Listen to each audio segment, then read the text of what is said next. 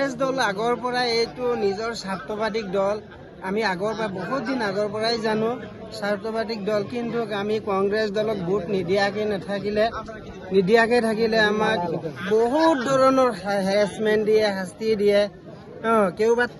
কাৰোবাৰ টিউবৱেল খুলি লৈ যায়, ভোট নিদিলে অমুকে ভোট দিয়া নাই তাৰ অৰুণোদয় কাটি দিয়ে, অমুকে ভোট দিয়া নাই তাৰ ৰেচন কাৰ্ড কাটি দিয়ে, বুজিছে। তেনেকুৱা বহুত ধৰণৰ শাস্তি আমি ভোগ কৰিছোঁ। কৰিলেও কি কৰি আমাৰ অগপ দলো আগতো নাছিলে, ইমান শক্তিশালী নাছিলে।